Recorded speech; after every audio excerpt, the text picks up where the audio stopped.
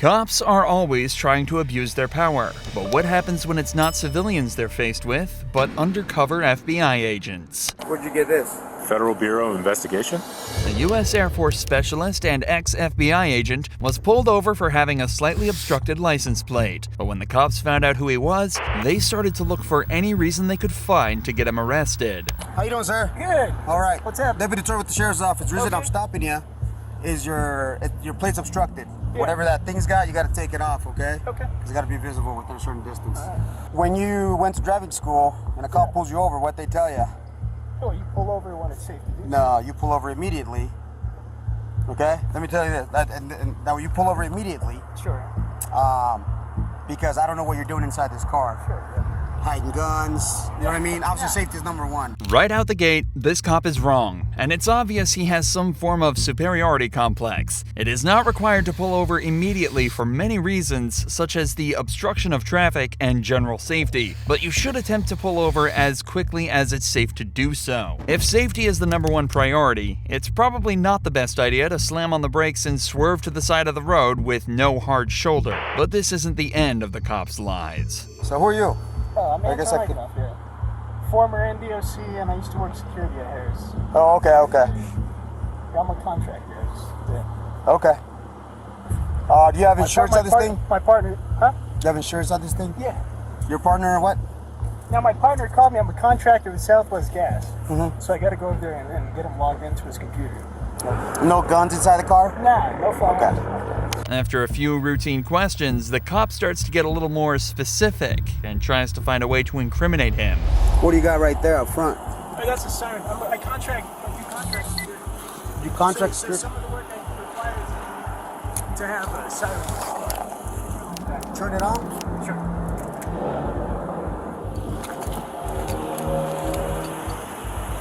It's got whip bags in the back too.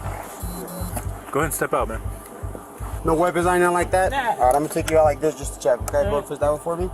So you're not like law enforcement, right? You're not a law enforcement officer? Yeah. Okay, so you said you work security, right? Okay. I'm a security contractor. Copy. Whose car is it? Who? So I'm gonna put these on for now, okay? Because wanna relax? There you Why go, is see it how it makes it taking better? lights? The agent is now being put in cuffs with absolutely no idea why. He has to assume it's because of the lights, but the cops haven't given him a reason for detaining him. However, when they find out exactly who he's working for, things take a very strange turn. Why haven't you taken the lights off of there? Yeah, I do contract work, so I have to have lights on this vehicle for some of the work I do.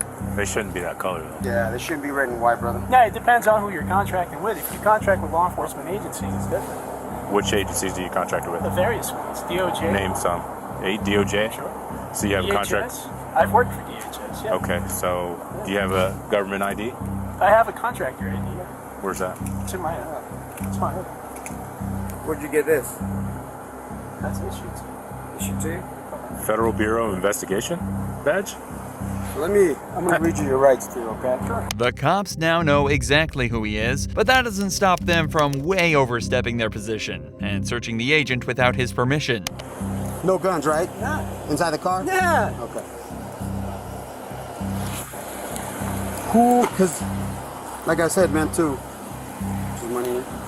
Put that back in, so I put it in the bag, okay? So the reason that you're in cuffs, okay? Unless you're a sworn officer, I know in Nevada everybody stays. yeah, you're not allowed to have red and blues, Sure. right? Because then you Sure. could easily impersonate I'm red. a police officer. Sure. You know? So who issued this to you? My former employer. Your former employer? So you used to work for the FBI at one point? I've contracted with the Department of Justice and the FBI and other Here in Reno. Where's their office at, or what? Resident agency. It's off of. It's next to Wells Fargo. It's right by the traffic circle there. Okay. I'm just throwing out because I have no idea where they're at. These officers are clearly not happy that the agent has an answer for everything, so they decide to start asking questions that they know he can't answer in an effort to incriminate him. An incredibly manipulative and corrupt tactic. Since you got the badge, where's your creds at? Where's your federal creds at? I don't need federal credits because I'm not currently employed by the federal government. You have an FBI badge. Sure, yeah. Okay, I used to be a task force officer with the FBI. Okay, which task force? Safe Streets. Yeah. Okay. So you know Elkington? No. Okay. So when did you work for him? I might answer that. Okay. Well, I'm texting somebody right now. If you impersonate a federal officer, you know you're going to get in big trouble for that, right? Okay. And like I said, with the red and blues, that alone right there, okay? That's what you're in handcuffs. But that's not an offense in and of itself to have red and blue Yes, lights. it is. And I'm going to show you the NRS. To actually run, you have to Let me actually show run you. those No, lights. you don't. They're in your vehicle, and I must destroy those. Okay? And I'm going to pull up the NRS for you. I've went through a Okay. police officer academy. I know what the Well, NRS you is. might again, but I went. Have they updated the NRS? Let me show you. Have they? Okay.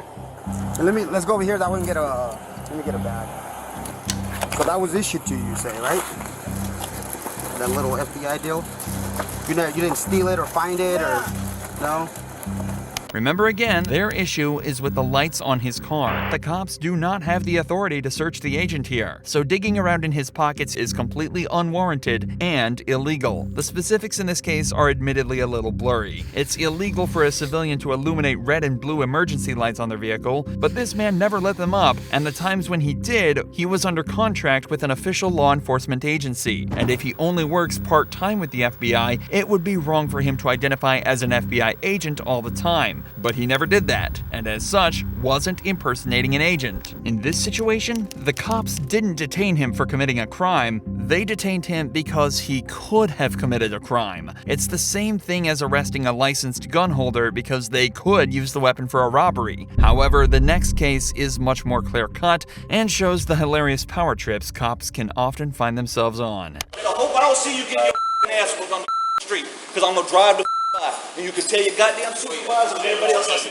On July 16, 2022, the Muskogee County Jail found itself facing severe overcrowding issues, with many officers having to wait outside the building to book their suspects. At the time, there was a crime suppression procedure in place of the city, leading to a large influx of suspects. But as the jails became more overcrowded, the county sheriff called off the procedure. However, this was ignored by the police in Muskogee. So in turn, cops in the area were asked to process prisoners on a specific order based on who apprehended them. Local deputies first, state patrol officers second, and Columbus police officers last. As you can imagine, certain cops weren't too happy about this, and when one deputy rightly cut in line, things started to heat up. They won't let us in.